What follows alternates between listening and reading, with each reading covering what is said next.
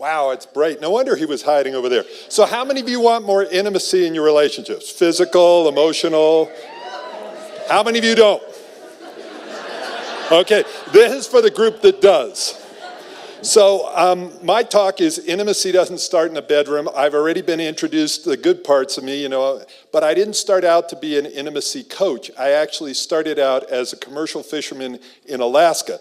And so my idea of, you get my idea of intimacy. I came home as the captain. So I went through 1 divorce, 3 broken engagements, made every possible relationship mistake, and was tired of putting Band-Aids on relationships. And what ended up happening is I discovered something called nonviolent communication. How many of you know about that? All right, there's actually something, you could do some research, and it transformed the way that I communicate. I now teach that actually in prison. I teach nonviolent communication, but I also teach it to couples. So if you want something in your life different, one of the things you've got to do is let go of the past. So if you want more intimacy, you're going to have to let go of your ideas of what intimacy is. Like some people think intimacy is about safety. It's not. Intimacy is about risk. When you're saying intimacy, it's into me see, letting somebody see into you and seeing into them. It's entering their world or having them enter your world. And that's a scary thing to do. Most of us aren't trained how to do that. And it's about risk.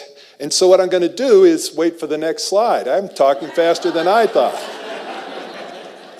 So some of the ways to get more intimacy, it's about what you can talk about and what you can't talk about, and how you do and don't talk about those things. Intimacy is the ability to be with your partner's pain without trying to fix them, to be with them. It's a totally different world, and the slides up there are not matching the slides down here. Thank you.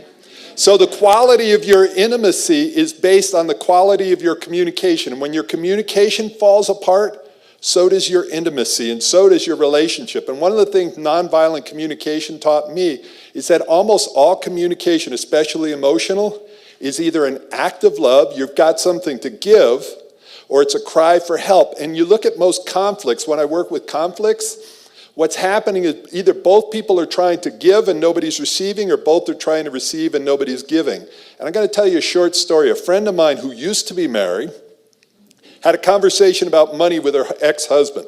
And in that conversation, what happened is she made more of the money, he spent more of the money. And they had this conversation, and she wanted to be heard and understood. And at the end of the conversation, she didn't feel heard, understood, or valued. That night, they went to bed, and he wants to make love. And she's like, no, thank you. Why? Because until you're heard, understood, and valued, you don't feel like being vulnerable or intimate. So part of intimacy is your ability to listen. So this is a fearless listening right here. If you want to be valued, what you have to, it goes like this: be heard, understood, and then valued. If you don't feel heard, you don't feel understood, you're not going to feel valued. And if you look at this is the other half of it. It becomes a star.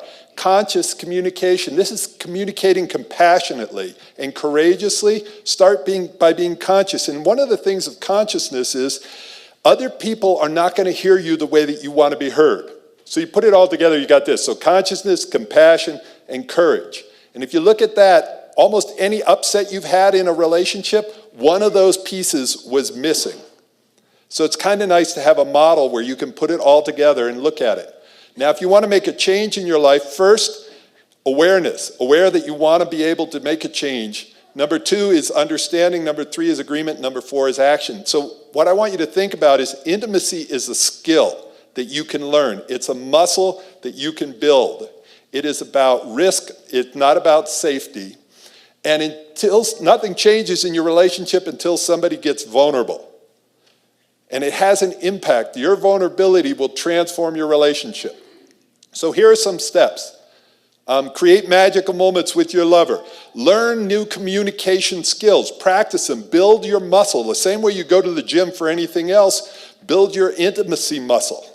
Communicate about communication.